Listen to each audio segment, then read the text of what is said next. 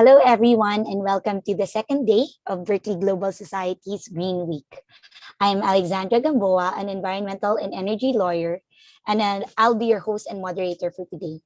So before we start this webinar, a few things for our audience. Please keep your mics on mute so that we don't disturb the discussions and presentation of the speakers.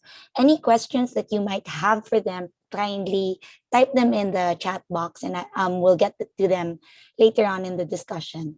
Also, this webinar is being recorded and it will be simulcasted on Berkeley Global Society's YouTube page, and it will also be available after today in the Berkeley Global Society YouTube page. So Berkeley Global Society is the alumni organization of the UC Berkeley College of Law. And the idea behind hosting this Green Week is that in recent years, we've seen that conversations about environmental degradation have really been rampant, with both governments and civil society recognizing that we are at a crucial crossroad for action, given that scientists have already started predicting that if we do not do anything, if we do not mitigate or provide significant solutions or intervention, then the state of the environment would lead to increased inequality, worsening conditions that will increase the rates of poverty and hunger, and will lead to an inaccessibility of resources globally. With this in mind, Berkeley Global Society, as a leading international organization with the goal of fostering discussions and collaboration to address pertinent global issues, is hosting this series of webinars to provide a venue for information exchange regarding lessons learned and best practices in environmental solutions. So we have an esteemed lineup of panelists for today. We will be having 3 speakers who will be sharing with us their experiences and their work in the technology field, especially as a tool for environmental solutions. First up, we will be hearing from Thiago Cavalli Azambuja, who is the CEO of Casa de Rio. And as you will see in a bit, or actually now, since his video is already on, he is in the heart of it all in the Amazon rainforest, as can be seen by his beautiful background of trees that are apparently not a filter, unlike most of us. Thiago, go ahead.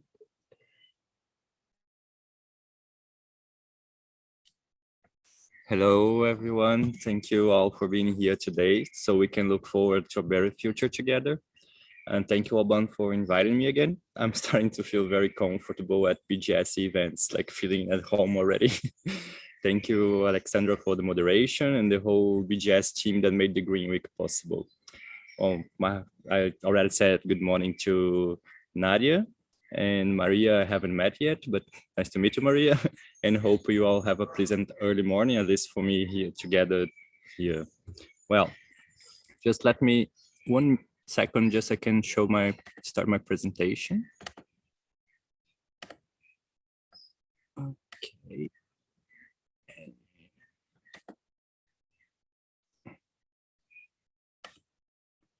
Okay, did it working? Okay, so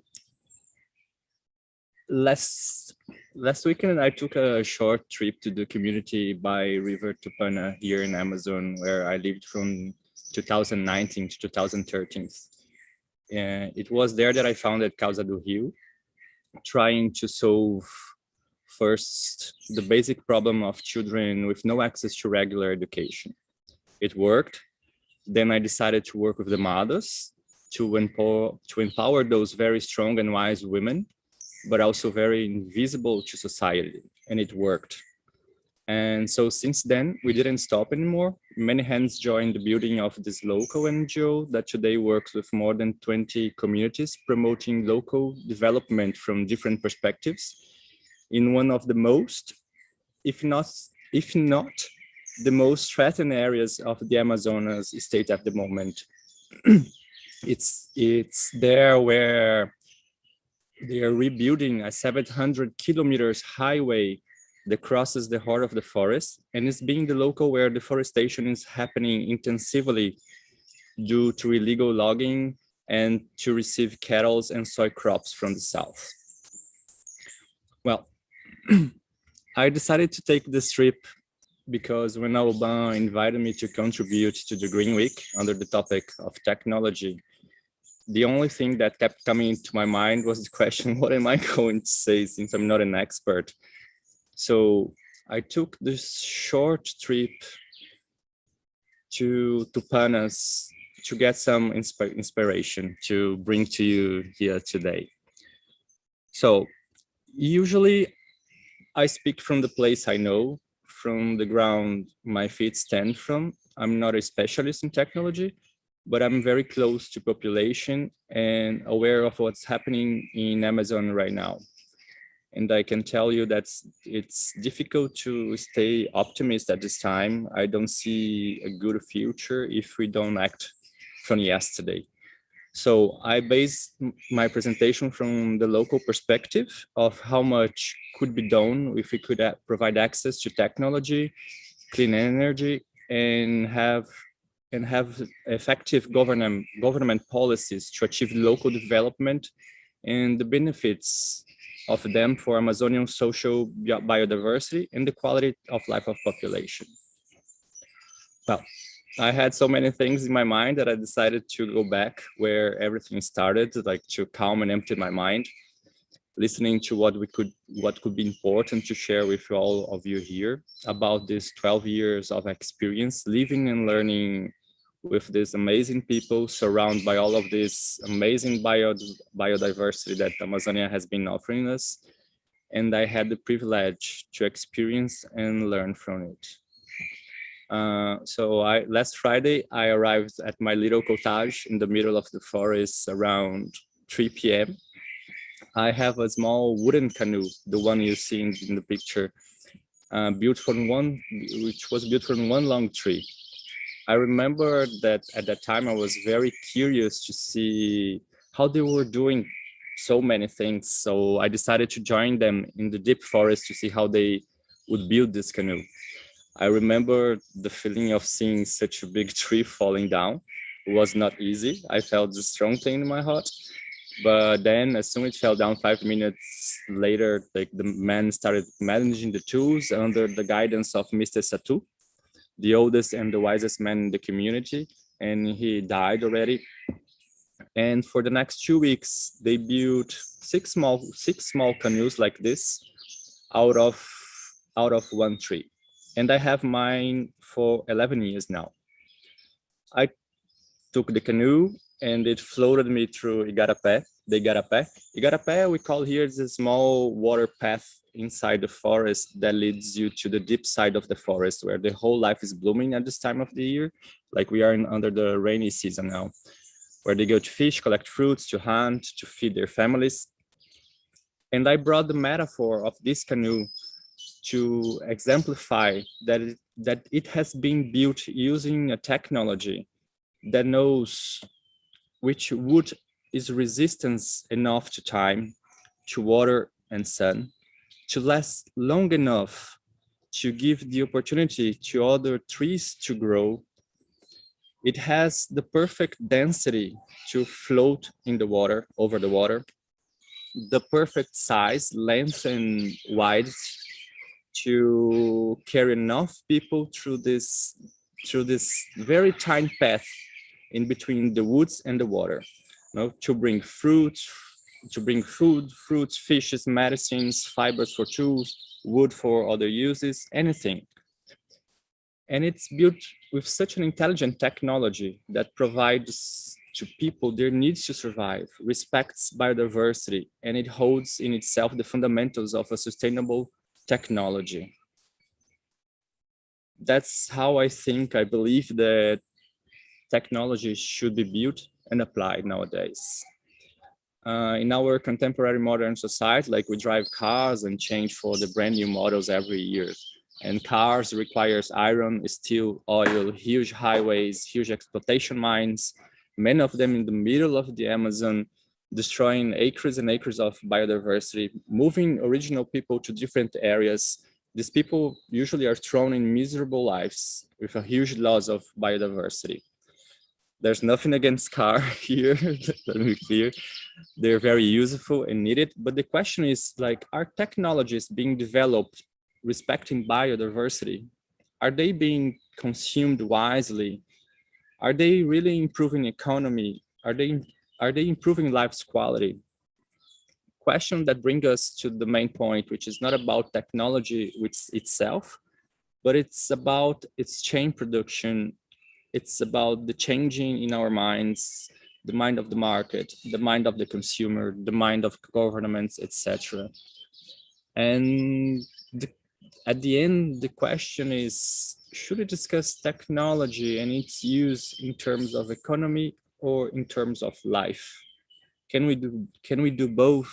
Can we make it differently? Well, having said that, I still cannot think out of economy terms. It's not easy since I grew up in this society, but I think that's my life search. Like I've been trying to experience like other ways of living and to try to bring this to my personal life. So here I'm going to give an example of how the lack of investments, policies, and strategies to make technology accessible to local communities creates a chain of problems that results at the end in the loss of the biodiversity. I won't be able to number all of them here because they don't happen isolated from other factors, and I don't actually, I not have the expertise to bring all of them here as well. So I always focus on education because for me it's just the turning point of everything.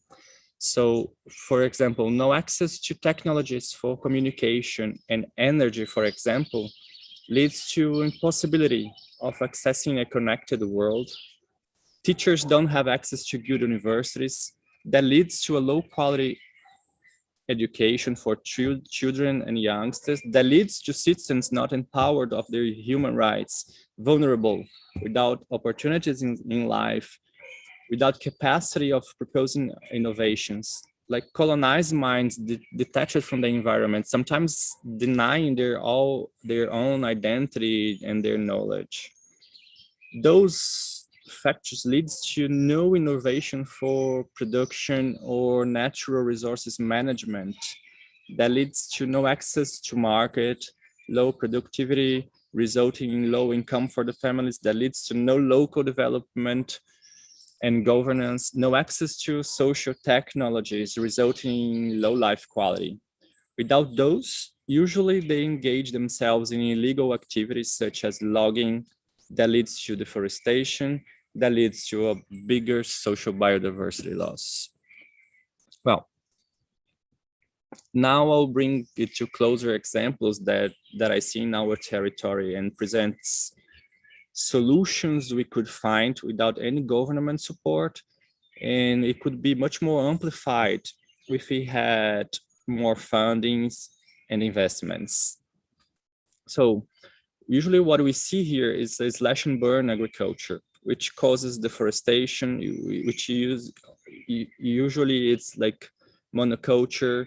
They use pesticides. There's no mechanization that leads to low productivity, to food insecurity, soil and water pollution, and so many other things that at the end we have like low quality of life and loss of social biodiversity. So as a way to try to solve that, we made investments on education for younger community members that like agriculture. They studied with one of the best teachers of regenerative agriculture in Brazil, and they could develop local regenerative agriculture social technology. So we spread it to other communities. We bought equipments, organized the local agriculture chain. We started providing technical consulting through WhatsApp. I think this is very interesting, and provide access to government policies for farming agriculture. And this was only possible because somehow we managed to have access to technology that provides us communication and some kind of mechanization. As a result of it, we achieved like organic food production, direct access to market, no deforestation, food safety, value-added products, better life quality, increase on families' income, community empowerment, development of the social biodiversity chain. And another example, like a practical example of it, is like the handcraft production that was lacking of innovation, no interest from youngsters, wrong management of the natural resources. I remember asking them in one of the first meetings we had of how they obtain the vines, because they do those baskets from the vines that grows on the top of the trees. And Branca, the woman sitting on the right side of the picture, she told me, I cut down the tree and I got it. And it was, oh my God. And again, like all those problems, like the lack of access to technologies leads us to biodiversity loss, women's social vulnerability, and no valorization of the traditional knowledge. So again, we did investments on education, women and young entrepreneurship and leadership, innovation on the production, in the processes, access to communication means, and all of that, again, like was only possible because of access to technologies. And at the end, like as a result, like we had, for example, this basket you see on the left picture, the left picture, results in that purse, in that dress. And now, for example, the women, their children actually run the business. They have their own Instagram where they post pictures that they sell directly to consumers. And that changes again the reality and provides like the current management of the natural resources. At the end, we have like biodiversity. Again, we're gonna have biodiversity conservation, and better life quality. Well, so this is at Vogue, at magazines, the cover of magazines here in Brazil. So if we had a perfect joint of government, NGOs, private fundings, developing and promoting access to technologies, enhancement of biodiversity chains, providing access to high quality education from a global and local perspective, we could have the perfect world with biodiversity conservation, territorial governance, and community empowerment. So if we could work together to develop and promote access to technologies in Amazon, I believe we could have the perfect Amazon. Like for example, like in education, we could have like green community schools, like Amazonian forest universities, forest research labs, enhancement of social biodiversity knowledge, innovation and development of social technologies that could lead us to the perfect Amazon in biodiversity production, with small, local, sustainable industries, high quality biodiversity products, development of social biodiversity chains, competitive products, direct access to markets, local economy development, green market, economy inclusion of local population. That would lead us to the perfect Amazon to live in, where we have increase in production and family income, accessible technologies, local governance, sanitation, clean water, clean energy, food security, mobility, improvement of quality of life, social biodiversity conservation. I have like a data here in Amazon.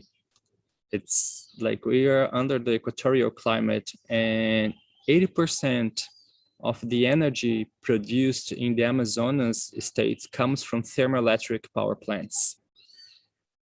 And most part of the population have no access to energy sources. So which makes quite impossible right now to achieve local development or achieve a sustainable development. And I think like I was like this morning I found the cupuaçu that I showed Alban and Alexandra before. It's a fruit which is very classic, like of how it's like it's a fruit. I'm gonna get it.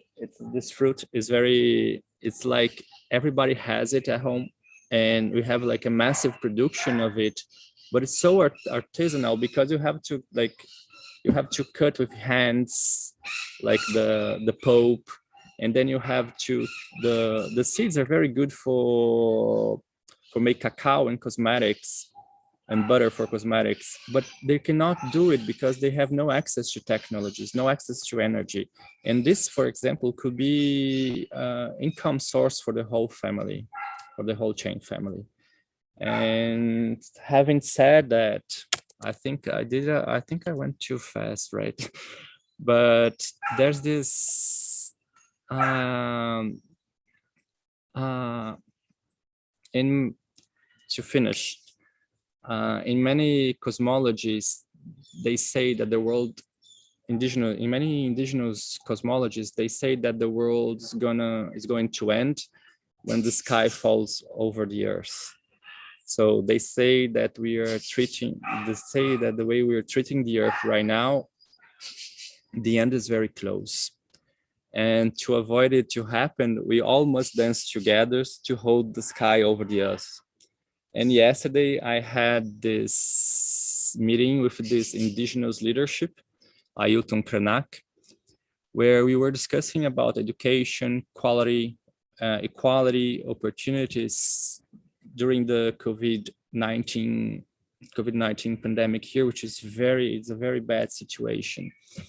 And he brought this beautiful phrase that I hope to have translated it right for you. And I like to finish my presentation with that, which is to dance together and avoid the sky to fall over the earth.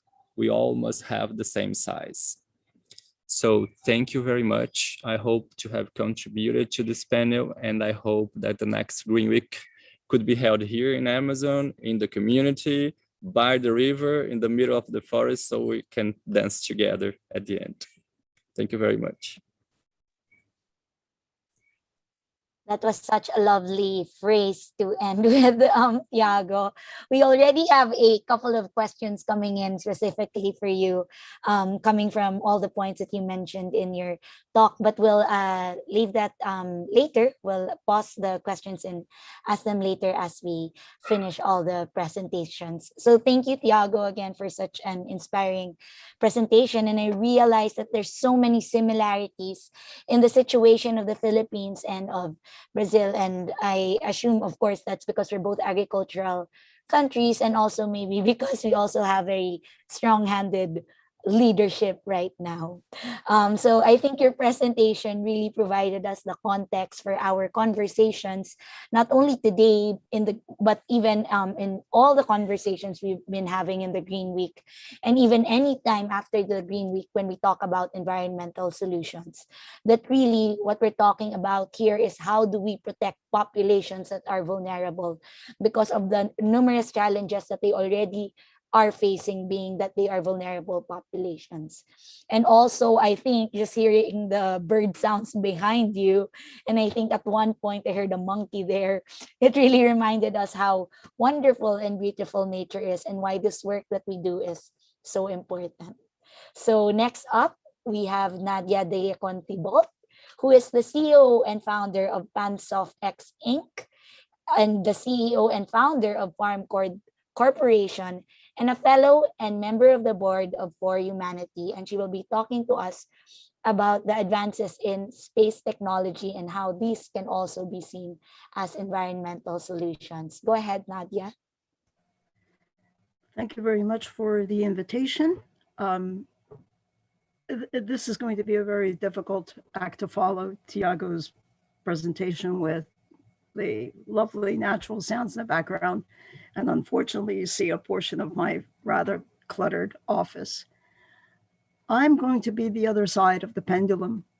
Thiago expressed an opportunity for a great deal of hope and future humanity. Unfortunately, in my presentation, it might seem as though I am very pessimistic. And to be honest, I am a bit pessimistic. I have friends in Brazil, and I have a very deep connection to Pernambuco because it is the wood that is for my violin bow. My violin bow wood gives me the resonance of music beyond the instrument itself. Let me just start sharing my screen.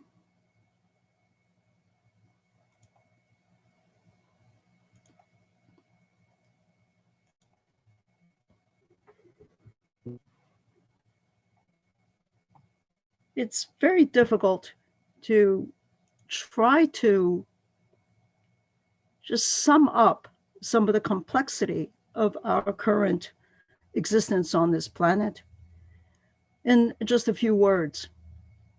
Because I found that, notwithstanding that I might know something about this area, it is still extremely hard to comprehend and to encapsulate. I've titled this as Technology and Earth, What Future Can We Divine or Design? The design part is that which we control. The divine is that which we cannot control. We find that our technological advances live in both spheres.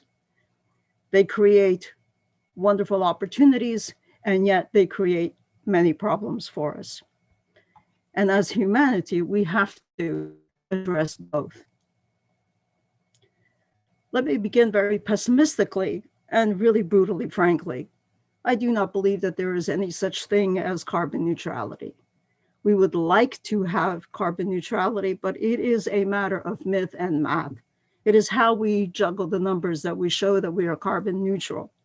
Yet there is always a cost. There will always be a cost to every single design, every single item that we produce, everything that we participate in, everything that we hope for, and everything that we fear. Notwithstanding that carbon neutrality means net zero carbon dioxide emissions, to lower the temperature of our atmosphere, to lower and to stem the overheating of our planet and climate change.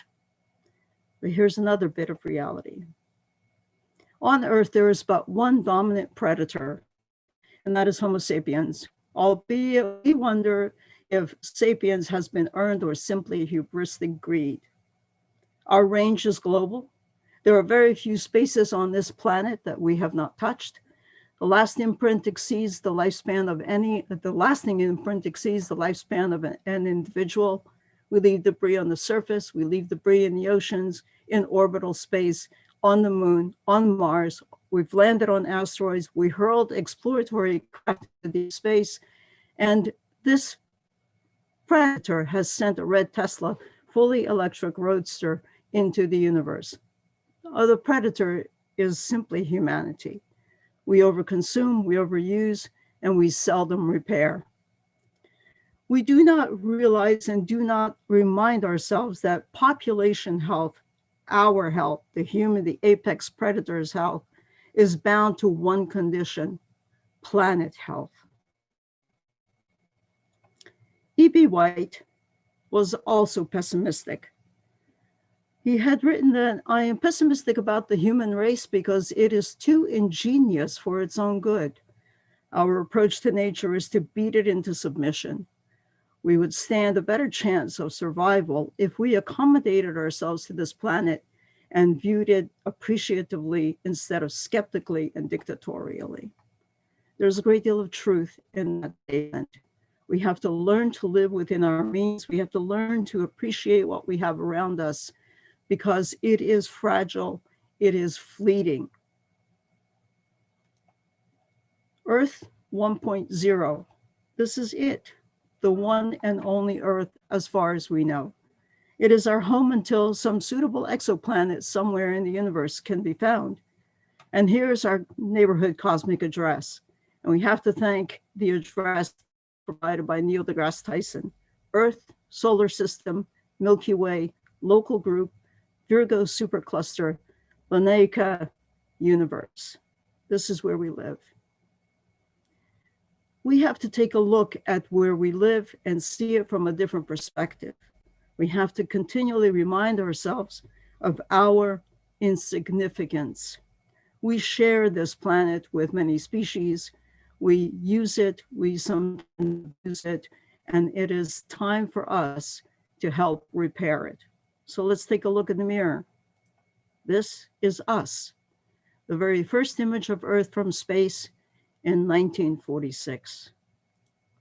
This is a classic image from Apollo 10 when they rounded the moon and saw Earth rise, 1968.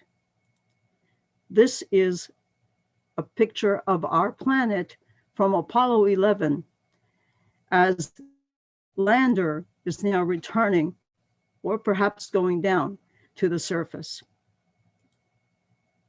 This is the big blue marble, Apollo 17, 1972.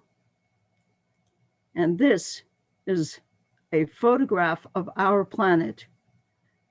And I don't think you're seeing the slides. Please correct me if I'm wrong.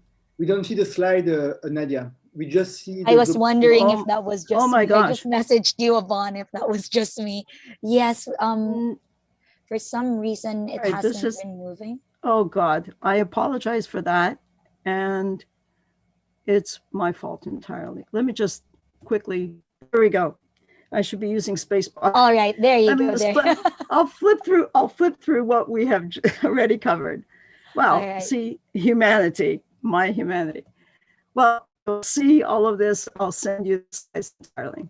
Let's go back to what we look like. Here's us, 46, 68, 69, 72. That is perhaps the most iconic and most lovely photograph of our home.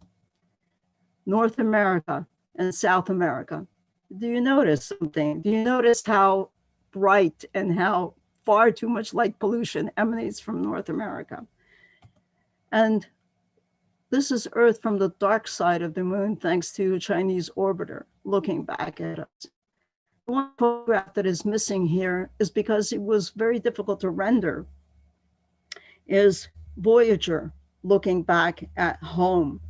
And all you see is this tiny dot, the little red dot, far, far away. We are very insignificant as humans. What are we always concerned with? Well, as a very developed nation, a big player in the global community, we feel, us, Canada, we feel that our concerns are national security through telecommunications and Earth observation. But it really is more a matter of debris and less a matter of hacking and high energy weapons. We're concerned that someone is going to punch one of our satellites and we will lose communication. We have a greater chance of losing all of the riches that surround our planet, all of these technological riches, through a massive coronal ejection. But this is what we surround our planet with. There are hundreds of thousands of pieces of debris floating in low Earth orbit. And as they hit each other at 18,000 miles per hour, they create more debris. They fragment into even smaller pieces. The International Space Station has to continually maneuver its way out of potential impact with some kind of debris. The thing that might really damage the International Space Station is not perhaps another satellite, which it can avoid, but a wrench that was lost when astronauts were doing a spacewalk. This is a tremendous danger to both science and our understanding of our planet, a tremendous danger to all of the Earth observation satellites that provide us with a richness and knowledge of data looking back at Earth. It is thanks to this science that we have been able to see how our planet is being deforested, how our climate is changing, how everything on Earth is in a radical shift. So because space debris is such a big problem, several years ago, I was asked to write a little paper for one of our departments here as part of my assignment, deployment to the Department of Innovation, Science, and Economic Development. So I tackled space debris. It was, the title of the paper was supposed to be Space Security, but it turned out to be really concentrated on space debris. I felt that the greatest threat to Canada's national security actually planetary security, and our future was the presence of all of this debris, which may come back to the Earth and burn up in the atmosphere, but more so that it would take out critical science infrastructure that orbits our planet and provides us with data. It's not an easy problem. It's not an easy solution. It is perhaps one of the most difficult things we're asking humans to do is go up and pick up the trash that you've left up there. And there are some projects planned and some that are proposed. One such project, ESA, has commissioned the first space debris removal. If it is successful, what will it do for us? Well, it will make astronomers extremely happy because they will no longer have to contend with the vast constellations of communication satellites that circle our Earth that block out the stars. It interferes with their scientific experiments and their scientific knowledge. Let's go to another problem that we have, carbon capture and hydrogen production. We need energy. We are a nation, Canada is a nation of producer and exporter of fossil fuels. We have bitumen in Alberta, we have natural gas, and we have to change what we are doing, what this country is doing in this regard, providing energy to power our vehicles, to power our homes, and to produce and manufacture more goods. Carbon capture and hydrogen production are atmospheric restoration and energy refining. And what does it mean? Who's on board? The very large energy producers. Surprise, surprise. Why? Because we have been continually reminding them that fossil fuels have to stop. We have to stop burning oil, we have to stop burning coal and mining the bejesus out of our surface just for the sake of energy production. We have to find new ways so that we have a lesser impact and leave a lesser footprint and start bringing the planet and humanity back to health. You can see from the slide that Royal Dutch Shell, BP, Total, Repsol, all on board. And that is thanks to the pressure that individuals place, citizens place on their governments, and the pressions of some governments to start investing more into alternative energy sources. One of them is Canada. We have legislated, regulated the industry to a point where it now has got to submit itself to a new path for future. 6 Canadian companies are chasing the carbon capture market. 6. That may not seem like a lot, but in terms of that this is new technology that would be sucking out of the air, out of our atmosphere, the carbon emissions, and turning them into an alternative source of energy is pretty remarkable. I've looked at some of the companies. The work that they are intending to do is complex, mind-boggling, and we can only hope that they are very successful. British Columbia, greenhouse gas legislation passed. This is what it costs us in terms of emissions, in terms of the effect it has on climate and the effect it has on our economy. More so, the Canadian government passed carbon and greenhouse gas legislation. It passed, and it was actually tested in the Supreme Court because a few provinces took the federal government to court with respect to the carbon tax that the federal government had imposed. They lost. The Supreme Court had ruled that it was constitutional for the federal government to impose carbon tax and to move the goalpost to a more sustainable energy path. We have a pan-Canadian framework on clean growth and climate change.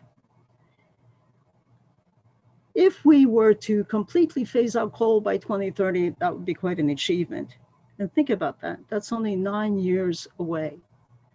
Can we do it? Will we be able to do it? Or will we still be lagging and using coal to fire our energy production? Methane regulations with the goal of reducing methane emissions by 40 to 45% by 2025. That's only 4 years away. The federal government has invested money into these new technologies and new commitments. 2.5 billion, 1.5 billion, 2.6 and 3.16 may seem like a lot to an individual, but really it is but a drop in the bucket to bring about the kind of efficiencies and the kind of conservation hopes that we wish for our country and for our planet. One more technology, molten stable salt. It is referred to as passively safe nuclear power. What does this mean? It means using and building smaller, simpler reactors that can use thorium or uranium to produce hydrogen, to reduce the need for fossil fuels and literally to eliminate fossil fuels, and to provide the kind of power that any infrastructure and all of the things that we rely on today, we would not be needing across the globe if we did not have Zoom, if we did not have the telecommunications infrastructure, if we did not have the electric grid.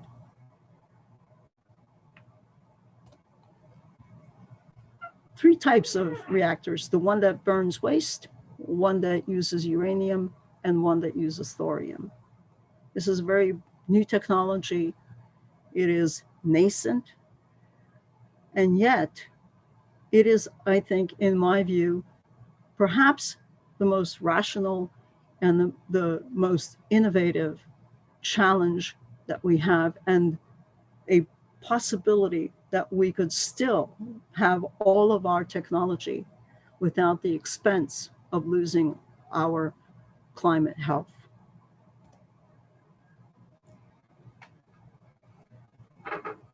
I'd like to bring this almost to an end with a citation from Rachel Carson. I want you to read this in a different way. She wrote, "There was once a town in the heart of America, but change America to your home country, where all life seemed to live in harmony with its surroundings. Then a strange blight crept over the area and everything began to change." Rachel Carson was writing about the use of insecticides, specifically DDT, which was getting into the groundwater, which is causing a great deal of illness in the American populations. It was a deforester. It was not good for us by any stretch of the imagination. And it started an ecological movement, sympathy with the earth. The first Earth Day was marked April 22, 1970, 51 years ago. 51 years have passed, and sadly, little has changed. We still have a planet that is polluted. We still have a planet that does not provide everything to every human being who is on this planet. We still have a situation that seems to disrespect the very nature of our existence. There will come a time, I hope that it does not come, where all birds will stop singing. If we continue down our disregard, our greed, our I need all of these things, really, we don't need any of this. We need to change our habits. We need to slow down. We need to stop producing too much, consuming too much. That will be the hope that we can now share with Brazil, that we can share with other underdeveloped countries. We can share with developing nations. It's maybe too much to ask of humanity, because we are so hubristic. Thank you. Thank you so much for that, Nadia. And I just like to highlight some things that you said, where you said that we overconsume as a species and we do not repair enough. And we also forget that our health as apex creatures is directly linked to planetary health. That was very eye-opening, and again, sets just really the context of what we're trying to do here right now and why this work is so important. My chest was actually tightening the whole time as I was listening to you speak about our insignificance as humans and how much our time is running out in this work and how long ago we've started this work, and it just seems like it's still an uphill battle even 50 years now down the line. So I'll reserve again the questions for after our last speaker, who is Maria Antonieta Merino, who is a public policy consultant and university lecturer. Maria, go ahead. Thank you so much. Can you hear me? Do you see me okay? Yes, everything is okay. Okay, great. Thank you. Thank you again for the invitation. It's a pleasure. And I really enjoy the previous presentations. I have a very short presentation that is only for visual aid purposes that I'm going to share to you. Okay, so I think you already are seeing it, right? Yes, Okay. we can see it. Thank you. So again, this is a very interesting topic, how we can use technology as a tool for environmental solutions. And I don't want to say that I'm going to be optimistic or pessimistic. I just want to add some other extra views that maybe can help to complete a little bit more the scope of this approach, because the two presentations were very interesting indeed, and we'll talk about a different topic and maybe from a different view, but I think it will connect, and I will try to do it. So basically, when we talk about environmental and technology, we think of this kind of solutions, but we have so many possible and potential solutions, and technology can be used in so many different ways that I think that in not only in environmental policies, but in all contexts, they can be used to improve the development of our societies, especially the Latin America region and other less developed countries, where are less developed countries. But there are some problems and main issues that I could find when we talk about technology in environmental solutions. And basically, I would like to focus on three of them. First, design problems. We have in the region and in the countries a lot of policies and regulations. And usually these kind of policies and regulations are command and control regulations. These are the regular coin, but sometimes this is not the best solution. When we are talking about the command and control regulations, I'm basically referring to these regulations that mention an obligation, that the states or sets an obligation, and we expect that companies and people, the regulated, fulfill and comply with these regulations. And sometimes these kinds of obligations are so strict and so difficult to be open to potential solutions and different approaches that it is impossible to introduce technology or innovation. For instance, I'm going to talk about a particular problem that I constantly look at when I was working in a previous agency, and that might happen to other countries as well.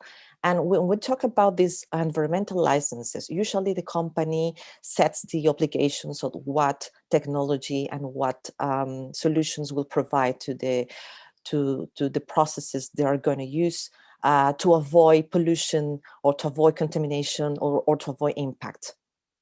And sometimes they set the particular technology that are going to be used.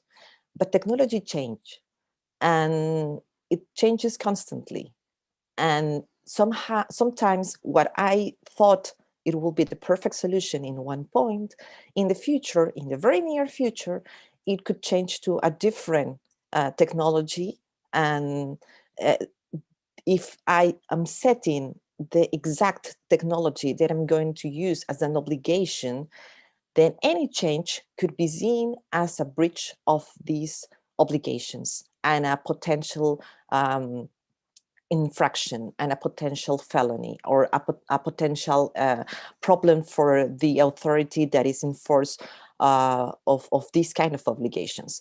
So basically what happens here sometimes is that when you set the use of technology somehow in your licenses, in the contracts, in the rules or regulations, and you don't allow to have a room for improvement, then everything that will be related to any improvement will be considered as a potential breach. And this is something that prevents companies from trying to think about innovation, think about the use of other solutions, because sometimes these kind of problems in regulations, the command and control regulations, and even in the licenses of environmental licenses are so strict that they force the authorities to look only to what is settled and not to other alternatives that are in the sphere of the companies or the of the regulated. That is one problem. And this is also a problem because when we try to foster innovation or to foster the use of technologies, I need to be very strategic and to think and to plan as an authority or as a state. And what technology can bring to the table, sometimes I'm not going to be aware or I'm not going to be informed enough of how can I introduce these technology changes or these technologies innovations into my planning, into my strategies. And also it will prevent me to design better solutions as an authority. The other problem is the lack of cooperation.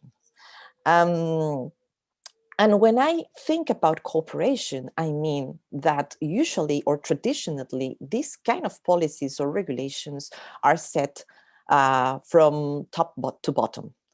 And there is little interaction between the companies that sometimes are in the middle of the problem that want to introduce this kind of technology improvements, and even to society.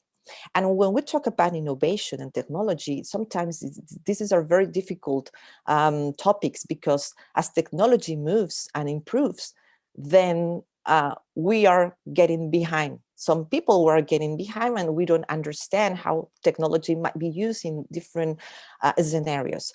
So lack of cooperation also prevents that I will have, or I can have a better planning or a strategy to introduce this technology or innovations in solutions. And I'm not talking about only as the problem or this regulatory approach that I will consult with the public opinion or the public stakeholders.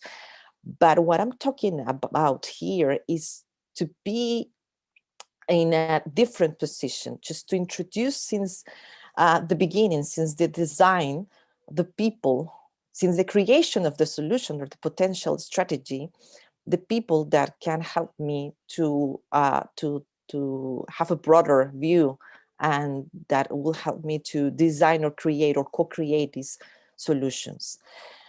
And the other problem is the lack of promotion of other alternatives. Usually, in sustainability, in environmental regulations and policies, there are means to try to push for better outcomes and to achieve some goals, but these are also linked with command and control regulations. They are not linked with with other alternatives available, like incentives, or sometimes not only the use of command and control regulations, but these regulations that will seek the achievement of an objective particularly, and how and what in using which means it's freely and open to the regulated. And I just need to think about just how the outcome will come out, sorry, rather than thinking of which will be the obligations that I will need to be or to have in force for them. So what kind of strategies we can introduce here? And the first one is, well, I need to promote my own strategies. It will sound like a nonsense, but if I have a plan or a strategy and nobody knows it, so nobody will nurture or inform this plan or this strategy. And I need to have like a different approach, different views that will help me to design and to plan properly. So I need to promote what I'm doing as an authority. Then another strategy can be to tackle the lack of coordination among all entities. For instance, here in every country, in Peru, in all the American region, and I guess that happens in all other countries as well, we have countless systems, programs, projects that exist in the country, and these are not properly articulated.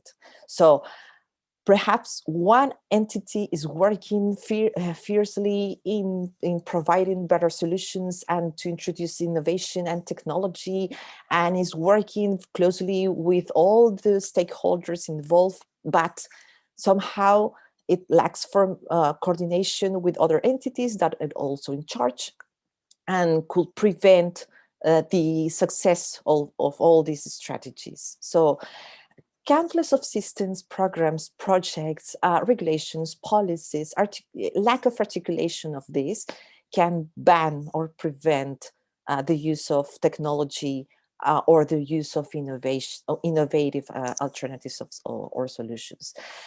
Then I see that there are different visions between national governments usually and subnational governments. So for instance, I'd just like to think about what happens in Mexico, Brazil, that have federal governments which have more autonomy, and the coordination might be more difficult to get. In other countries, there are not the same situation, the same scenario, the same autonomies, but there is still somehow a special autonomy from the local or subnational governments that they might have different visions between them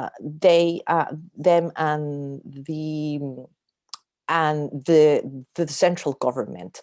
And this is a problem, because when I think about designing and creation and planning and a strategy and articulation, I need to think not only in how to articulate with the stakeholders outside in the society, companies, citizens, and whatever they are, but also inside. And this is the main problem in less developed countries, the lack of a proper coordination and articulation, and the different objectives and goals that we might find in planning and strategy, especially in these topics. The other issue is like this sustainability and environmental component that have been introduced in these recent laws, although they are key components, there isn't a proper articulation with other goals. So we might find that if I want to introduce this improvement in my regulations and policies, and I want to introduce this push for innovation and technology, then what will happen, at least what I saw, is that, okay, but how much does this new technology will cost? And assessing the project, the financial costs will be also a key. I mean, it's a key component as well. So sometimes governments and authorities will try to decide for the most financially less resourced solution. For instance, what will cost less now, but not in the future, and will not think about or introduce the idea of using technologies or innovations that in the end, or in the long term, will be cost effective.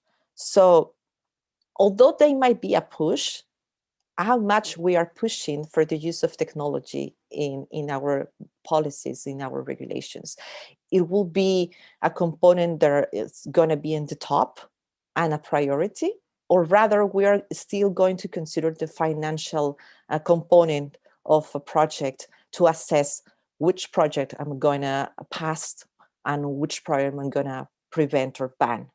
So this is something that sometimes authorities don't think about it, and people don't think about it because they might think that all these components adds into a project and they are assessed equally, and it's not the case.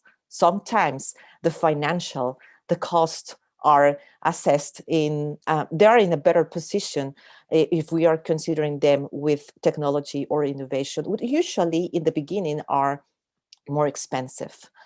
The other strategy is about transparency, integrity, and openness. So when we talk about transparency, integrity, and openness, we think about that there's a need to improve information that it is provided. So what we are considering to inform policies regarding tools and technologies, what we are thinking about the use of new technologies and tools. And in this part, the design of regulations and policies usually does not involve the views of all interested parties, which in the end will prevent me as an authority to think about what will be the best outcome of the best solution when dealing with these topics. In addition, there is lack of certainty in regulations, many procedures, how they will be applied depend on the authority, on the particular project, on the particular entity. So for instance, for one entity, a certain technology or tool might be the best solution or the best problem-solving idea, but for another might be a problem. And it might be a difficult situation when we are dealing as a company that want to introduce a technology or solution to deal with these two different views, even though they're in the same or are part of the same state. And this lack of certitude in evaluations also leads to lack of transparency. So what are going to be the elements that these authorities might look at when they're trying to assess if I want to introduce a technology or not, if I'm going to be punished by the use of this technology because I'm not following the current regulations, I'm being punished in the end because I'm too innovative, or there is a chance that they might think that I'm doing right, and there is a chance that they are going to think that these new technologies or these innovations will help for the final outcome, which is to have better solutions. The other issue related to all of the above is the capacity building. So sometimes we might think that this is not an issue. This is not a problem. How much authorities know about technology, how much authorities know about innovation, but it is important. So if I want to plan properly and design better or design solutions, in this planning approach, I need to be aware that the authorities will have the proper training and capacity to deliver the projects or the planning or the strategies that I really want to, that will improve or boost these innovations and technologies. However, there is not like that. The capacity building is very poor in many countries, and sometimes the stakeholders need almost to convince the authority that what they are using is good, that the technology or the use of technology or innovation is good. The traditional way may be not the better approach. And we might have these problems in the end, because when I think about of what Thiago said, that somehow we are not seeing how technology could develop societies, especially in the Amazonian region, which is what happened, the same happens in Peru. We might think that sometimes for companies, for stakeholders, might be difficult to push in a position when there is no information or no capacity in the authorities to understand how the technology or how the innovation will help or is going to be used. The other thing is to attack formalism, because the way that sometimes the authority thinks is too formal. This is the way, this is the channel. There are no chance for innovation, even in the thinking or the framework of thinking. And somehow this is difficult when we are dealing with innovative solutions, because innovations means that there is something outside of the box. But if you're thinking in the traditional way, there is like a crash there, no, between the traditional point of view and the new point of view.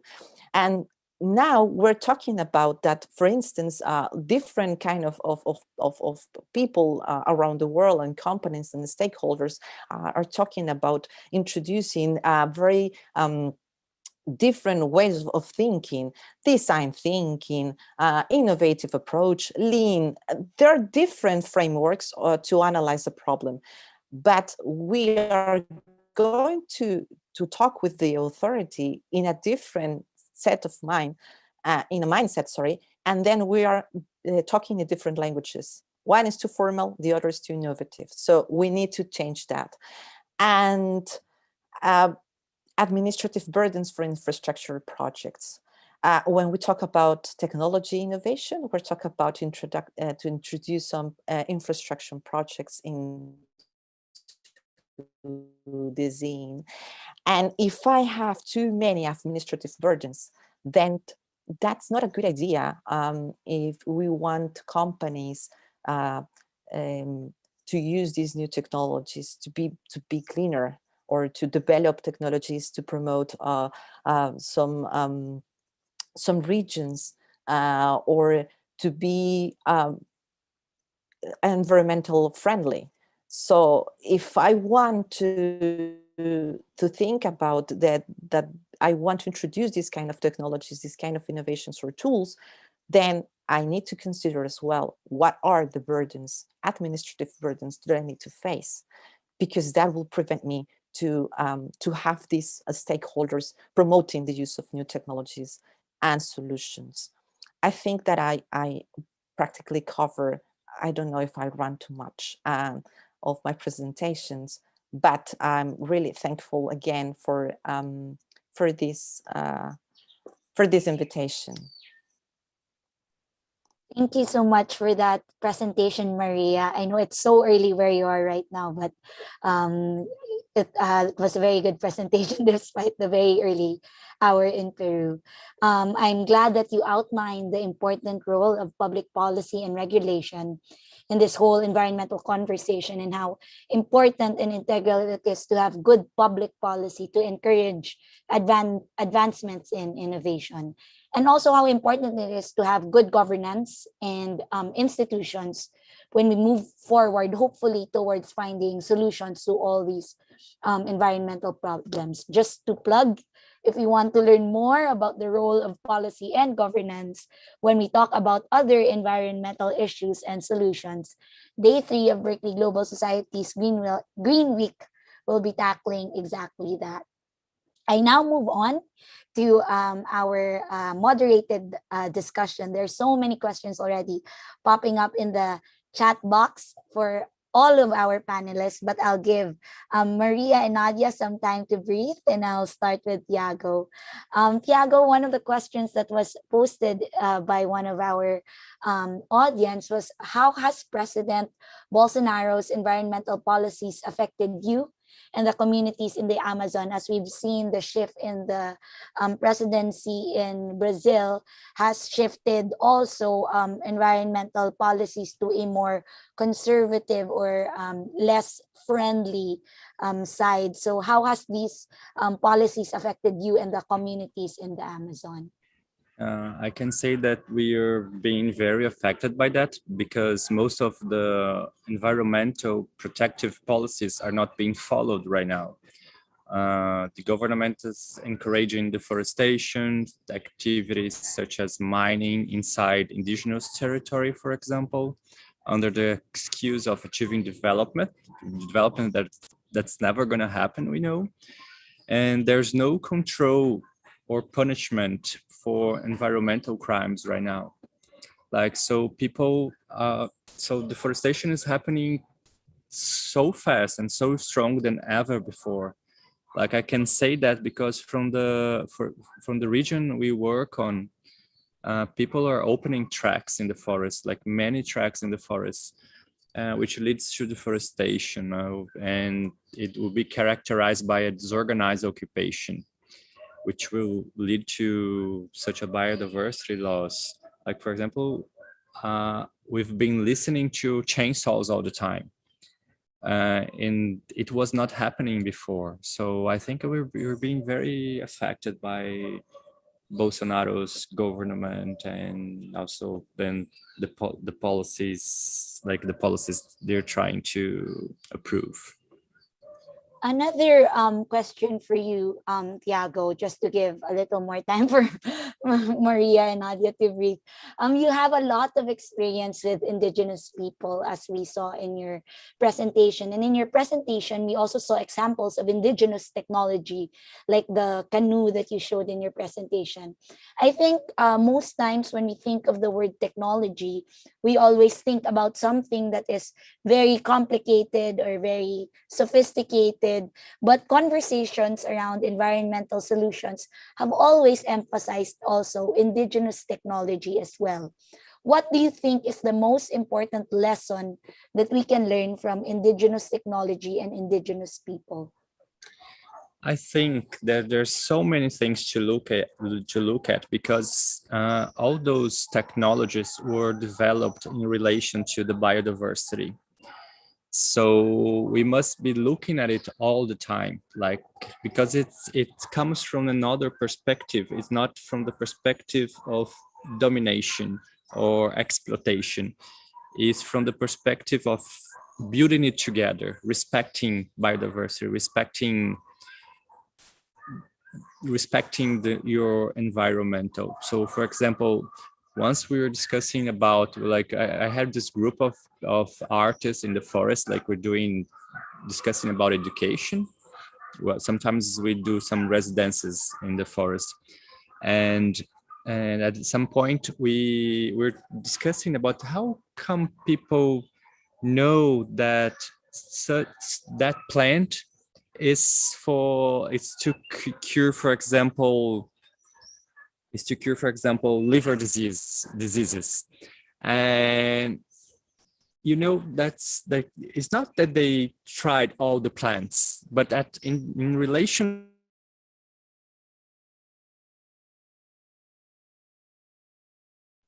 I think Thiago is experiencing some technical problems with his internet connection. We'll come back to him as soon as his connection improves. My next question actually is for Nadia. And you mentioned in your presentation large scale carbon capture and sequestration. So there's been a big discussion on the advantages and disadvantages of large scale. Oh, I'm sorry. Thiago is back. We'll go back to Thiago and then I'll ask you this question, Nadia. Thiago, And go ahead. just to finish, I think it's very important to look at it all the time. There's so much to learn from it, and we all should like all the time develop technologies with these principles, like of what can be useful and what can be really not really harming environment. So I think that's it. Like there's so and about the loss of biodiversity, we can lose.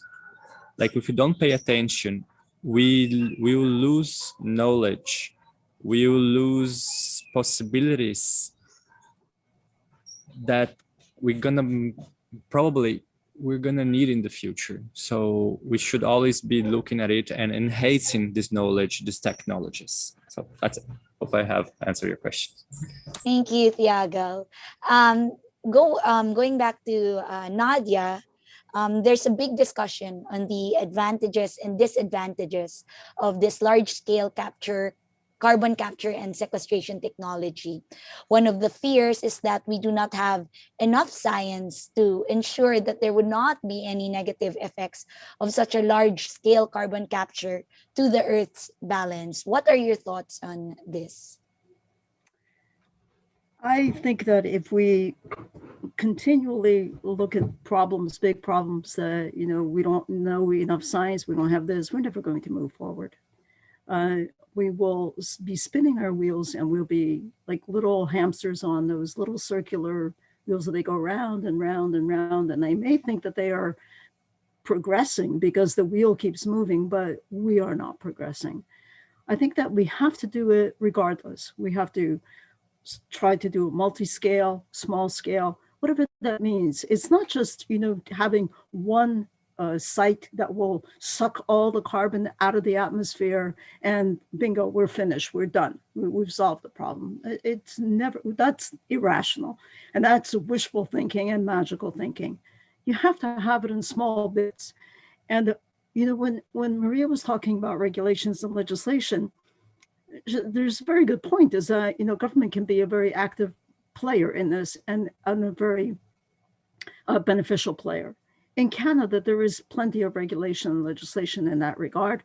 And there's imposition of heavy fines. If you're producing this much carbon emissions out of your manufacturing process, you now have more than just an obligation and, being a good corporate citizen to capture this, store it, and do something else with it or pass it on to someone who can do something with it.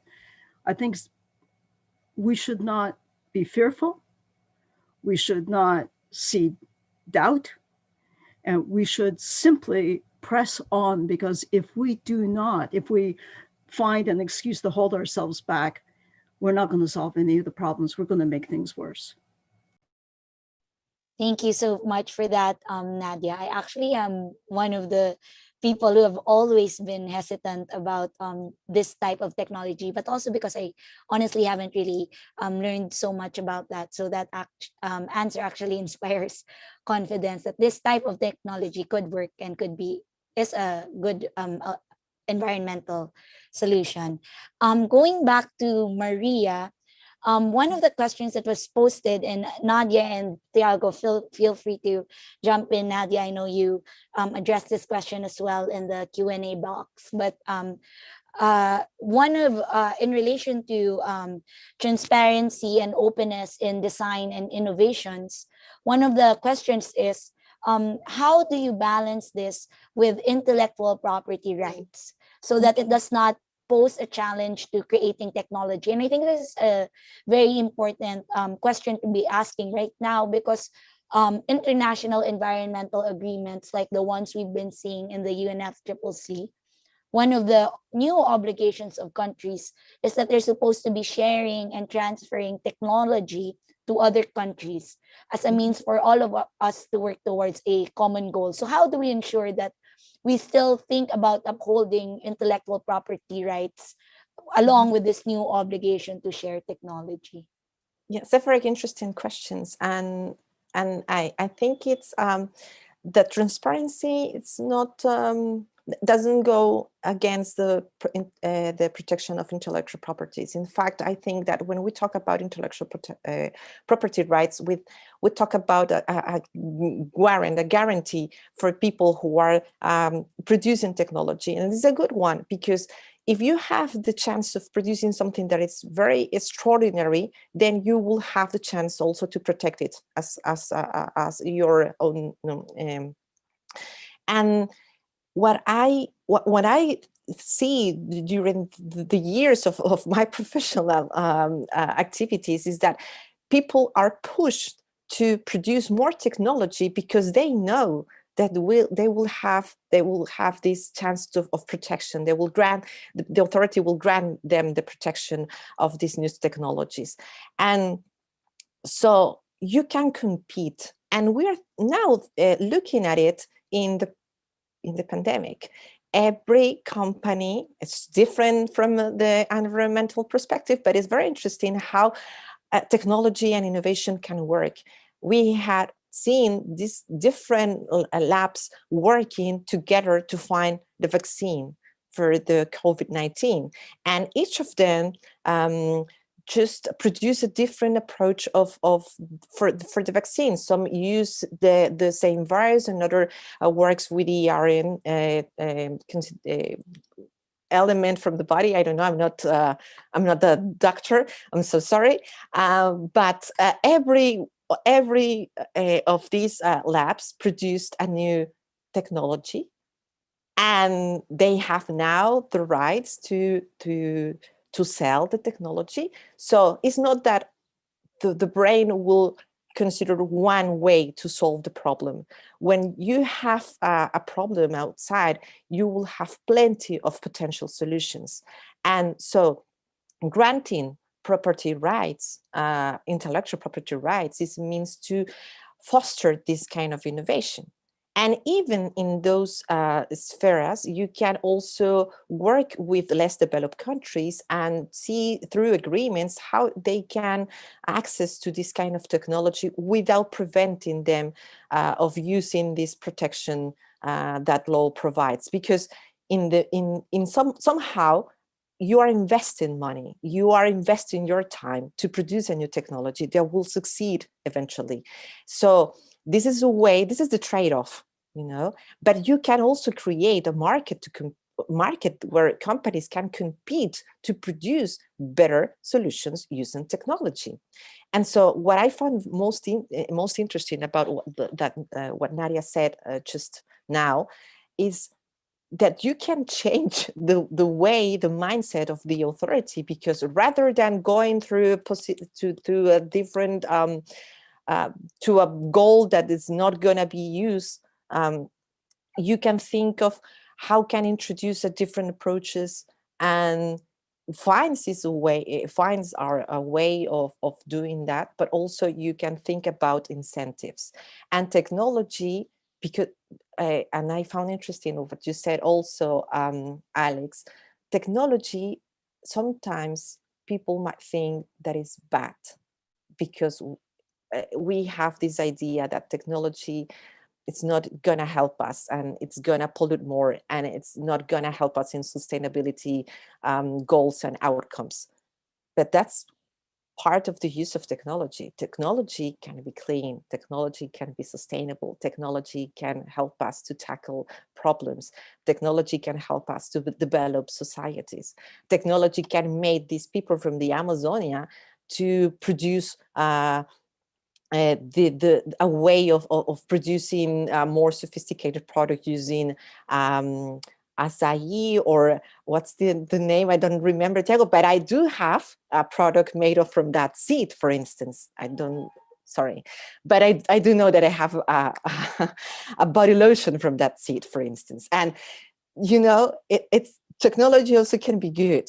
And what you need to do is to boost this competition among people to produce more technology, to produce more innovative solutions. And authorities might push for that.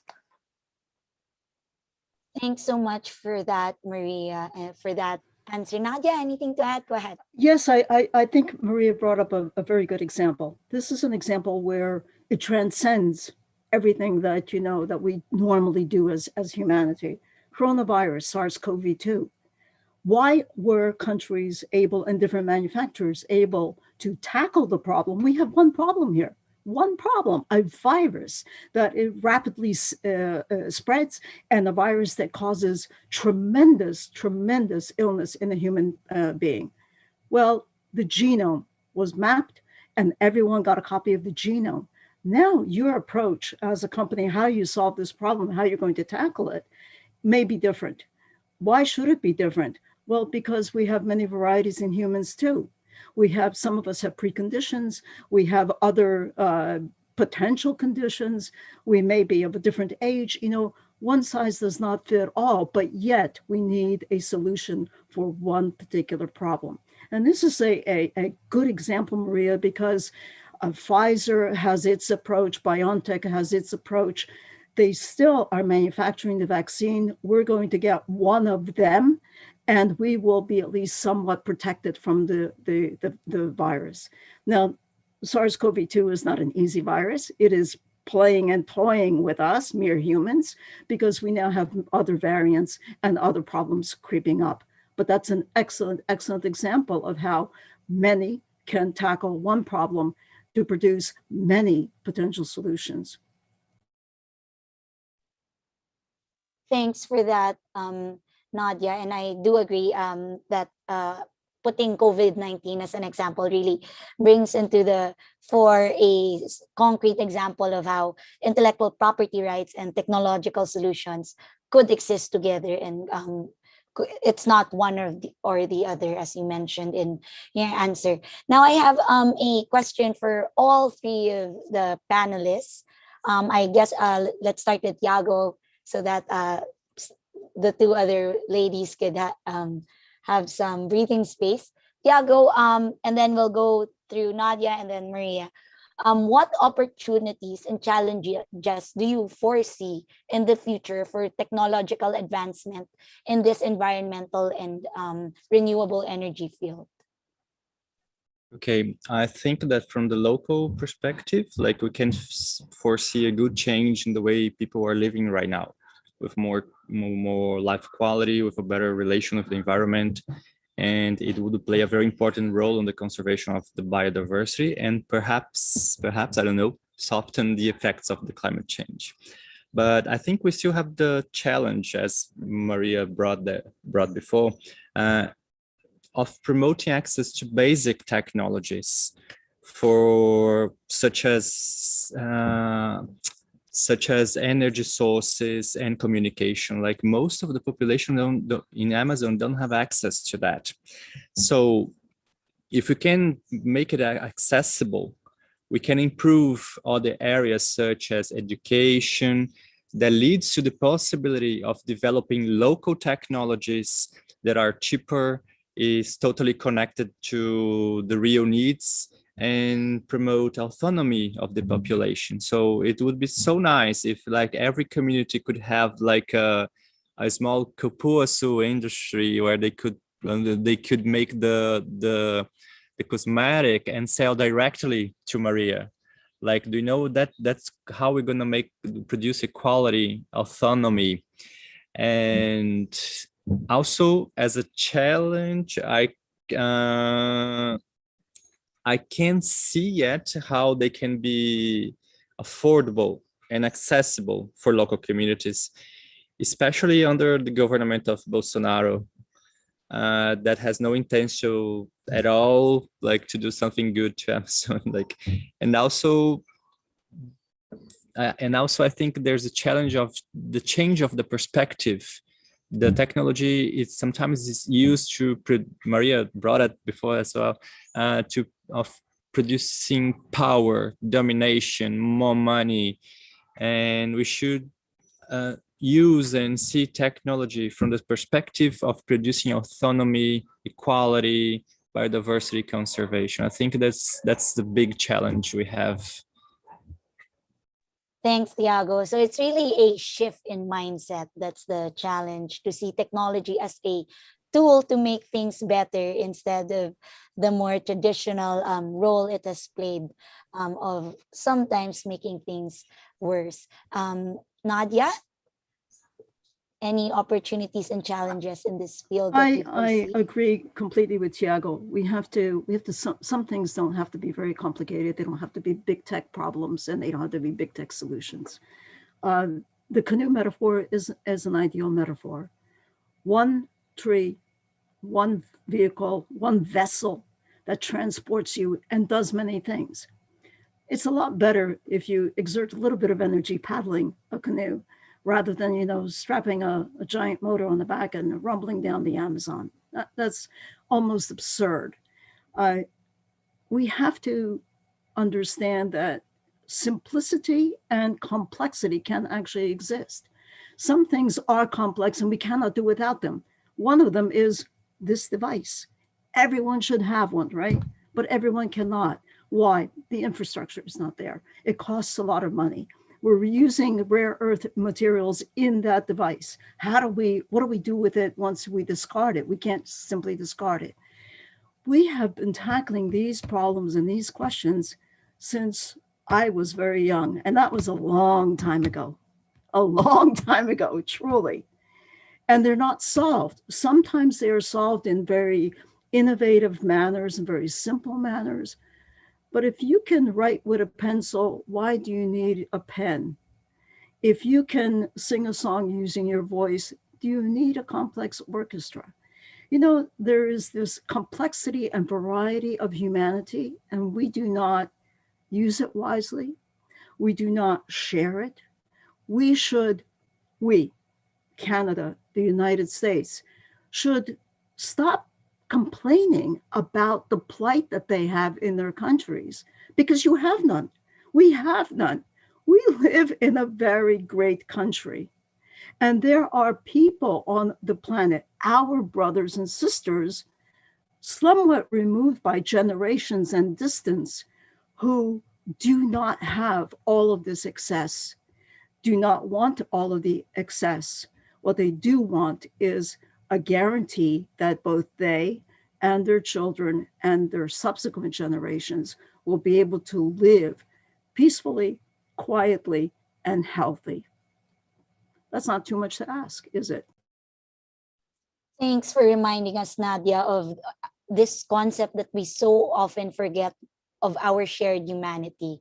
And I think one of the silver linings of the pandemic, or one of the better things that we can take away from that, is that COVID-19 really shows us the importance of having this shared humanity. Maria, anything to add?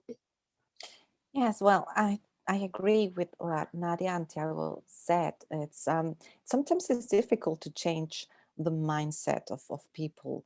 And I think that most of the problems that we have might improve if we have this mindset change, this shift in our way of thinking things and how we approach to the problems.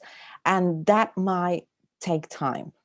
And when we talk about it and how these culture changes might be produced in practice, sometimes we might feel overwhelmed and, you know, and not very optimistic about them. And probably we're not going to push because it's too much work to do. But somehow I think it's important to do it. Somehow we need to start. And it's to start, better to start now to start later, no? And what I think also, it's something that I would like to add to what Thiago, but I said that I think that Thiago and Nadia already said, it's that it's not that, for instance, in my case, I don't see that the governments is the sole and only who will solve the problems through policies and regulations. Neither the companies themselves alone and sole and only will solve the problems. I think it's a joint venture for everybody.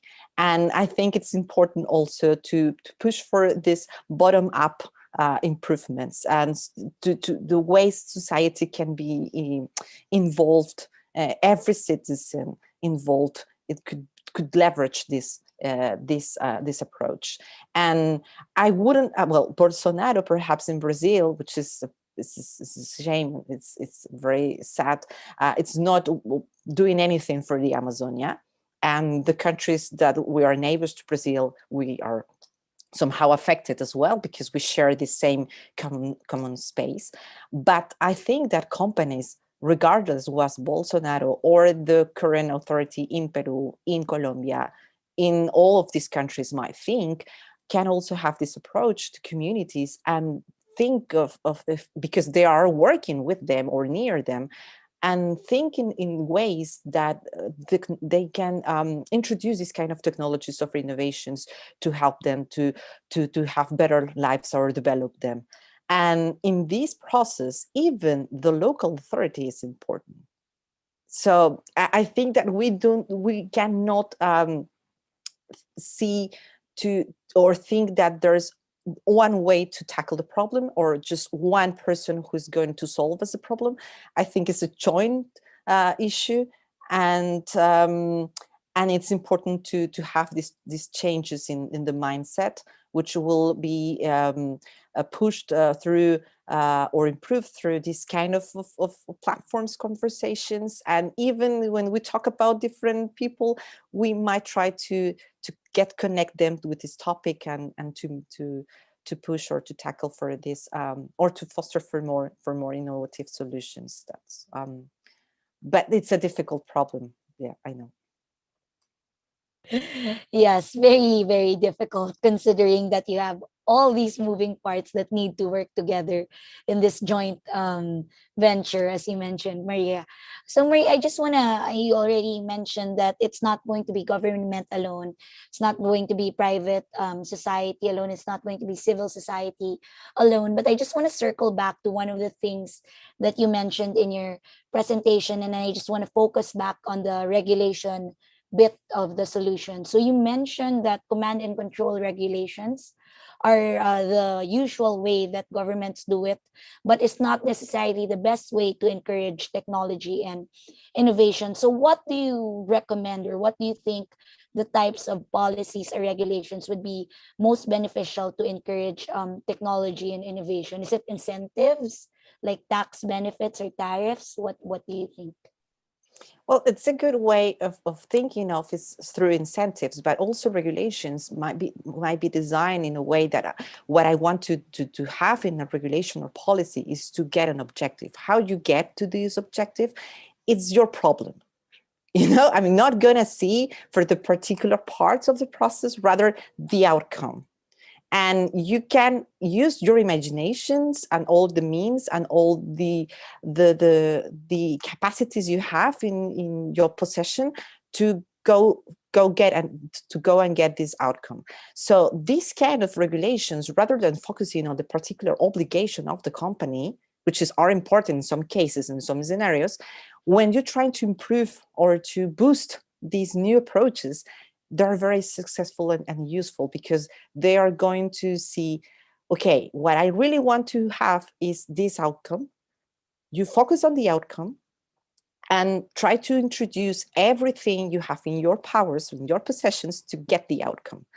So these are more sophisticated forms of, or for the design of regulations, but nonetheless are very important, because they leave these companies in the way to think about possible solutions, and rather than the compliance of particular obligations.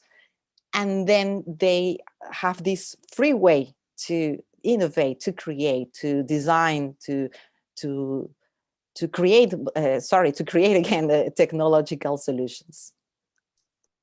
Thanks, Maria. And speaking of encouraging companies to create these types of solutions, and I pose this question to all three speakers, does the current state of our financial and economic market encourage investments in these types of solutions and these types of technology? Maybe Nadia, we can start with you, and then Thiago, and then back to Maria. I'm not a market financial genius, but this is where I have fear, uncertainty, and doubt. If we look at some innovative, and honestly, we've actually gone through a long discussion without ever mentioning anything that veers off from the environment and this planet and energy. There is a particular notion today which sucks up a lot of energy, consumes a tremendous amounts of energy, and it is viewed as an investment. And some people are investing heavily into it, they're buying into it, and it's causing a very quick shift in price with benefits for very, very few. I'm not going to use the word. I won't say it. I think you know what I'm talking about. I think that Maria has struck on a very important aspect of what government has to do. True, we operate generally from command and control regulations and legislation in the spirit of we want to do these great things. That's what legislation is for. But it will have to be a shift in the way that we perceive governance. If we start promoting governance as not the result of you follow the rules and do X, Y, Z, but if you achieve this outcome, I really don't care if you rode a bike, paddled a canoe, or flew there, as long as the outcome is the benefit, the end benefit. And that is in absolute lockstep with the good that government wants to do for its citizens. I can't add any more. It's changing removing our fears, eliminating the uncertainty, which we never can. But most of all, we have to stop sowing doubt. And this is what I think I see predominantly in some governments is doubt, doubting the vaccine, doubting this, doubting that. No, X is not the president of country Y, etc. We're not evolving, we're almost devolving. And this is where my pessimism is still lying. I want to remain optimistic because it is in conversations like this where you find other human beings in different parts of this planet who care as much, want for the best, and are prepared to give their energy and their support to it. Thank you, Nadia. Thiago, anything to add? I don't have enough expertise to contribute in this question, but I think that's gonna have to be done. There's no other way than going for that. But there's one step back because I think government plays a very important role on the market itself. Because, for example, we have good environmental policies in Brazil. The problem is that they don't really work.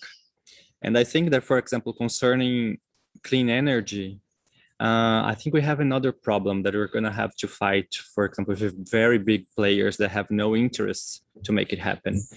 For example, as I said before, 80% of the energy produced in the Amazon states comes from thermoelectric power plants, which makes the cost of the energy very, very, very expensive for local population when they have access to it. And it maintains a net of big players and corruption that is going to be hard to break through.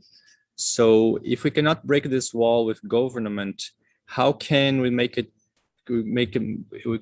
easier for the market to run through this side? So I think government and big players have a very important role on this issue. Thank you, Thiago. Maria? Yeah, I totally agree. I agree with what Nadia and Thiago mentioned, and it's a problem, particularly in less developed countries, the way the government might think and the way the government take decisions, and that's the reason why we need to open it and transparent it, and we need for society to be more proactive and to be, more it's to push for the authorities, because otherwise we will be we'll stuck in the same, and we will not going to see any changes at the end. So that's the reason why I believe that some of these changes might appear from bottom to top, and usually just in small communities, just they might start pushing for these changes, and eventually it can grow.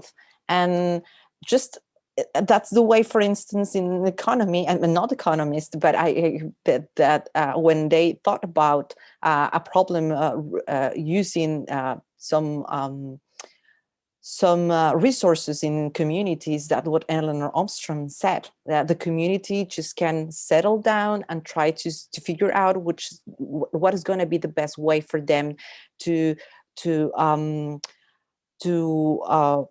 protect their own resources. So there is untapped potential for society in this problem. We're just thinking of government companies, but we are not sometimes thinking of in ourselves as a potential solution as well.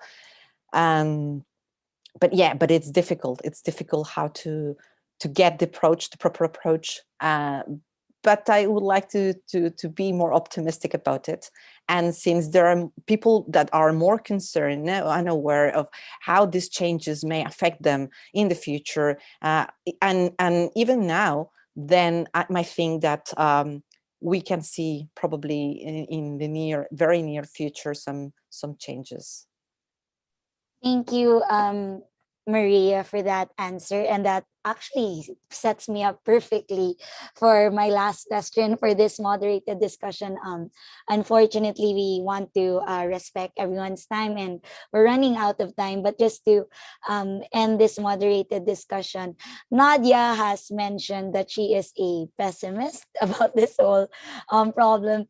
Maria has mentioned that she's not sure which side of the fence she's at. I personally am leaning towards being optimistic, although some days that you can't help, a lot of days actually, you can't help but be pessimistic with the barrage of science that is getting in. And we haven't heard about Thiago, which side of the fence he's at exactly. But just to round this discussion out and to close it off, and hopefully to give a ray of hope to everyone that's watching this right now, are there any reasons, what are your reasons to be optimistic when we talk about environmental solutions? And Nadia has shared a little bit in her answer previously. So I'll start with Thiago, back to Maria, and then Nadia, if you have anything else to add after what you said previously. Go ahead, Thiago. Actually, I drive from one to another, depending on the situation. Like, I think we're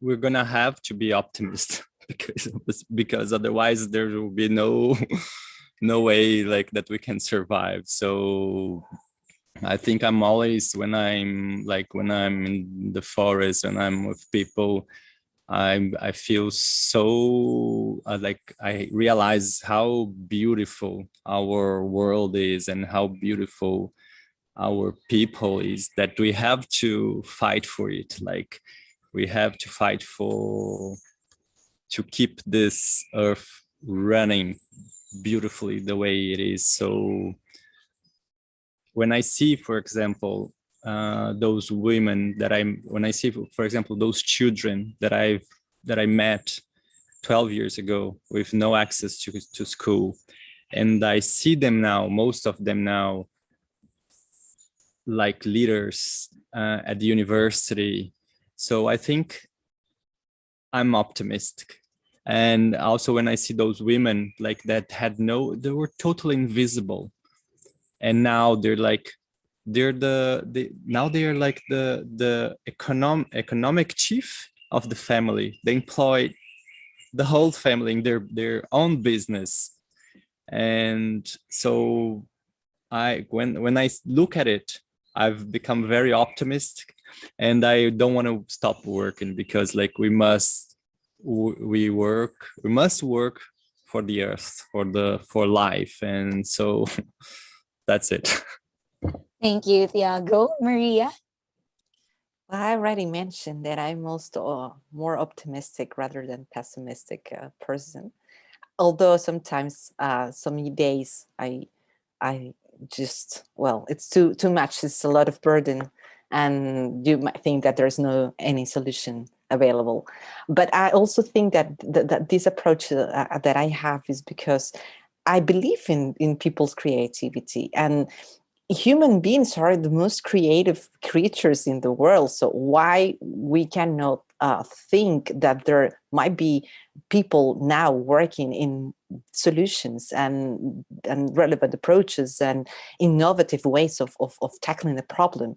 So when I think of those people that probably are alone working in their own projects, and they said, well, they believe in themselves, so why I'm not going to believe in this kind of people and solutions. So I think that we need to believe that there could be a change, and that we can have the chance and the power to boost that change, or to promote that change in a way or another. So from my own perspective, from my work, I try to push for that.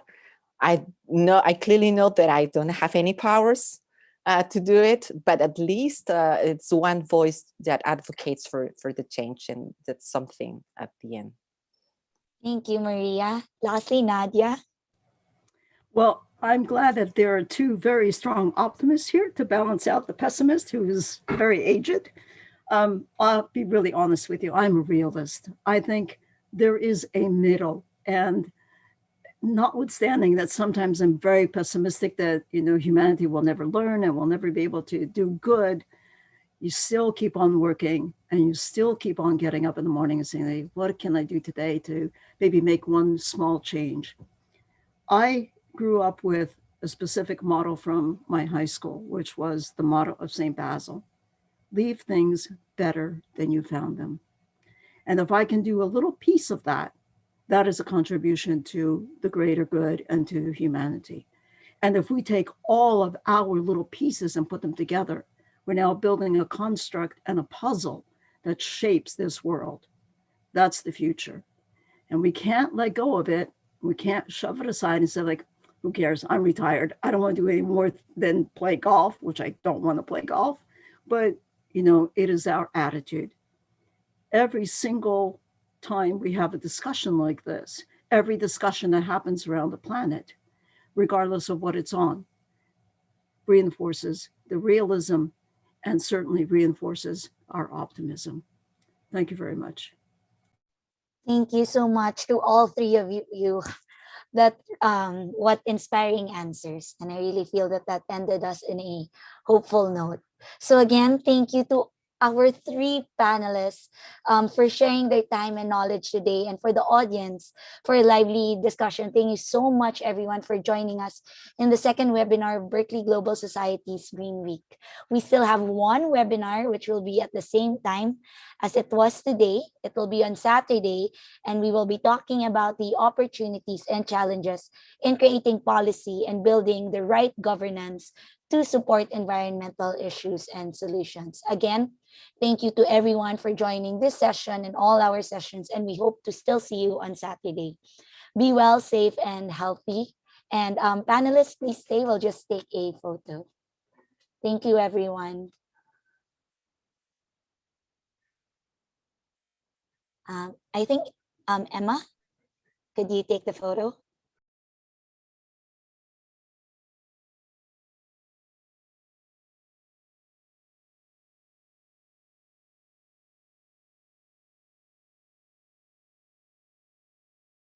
Emma, were you able to take it? Or Oban, maybe you can take the photo. I'm sorry, I really don't know how to do it. You mean a screenshot? Yeah. I don't know how to make it. Wait. I'm new to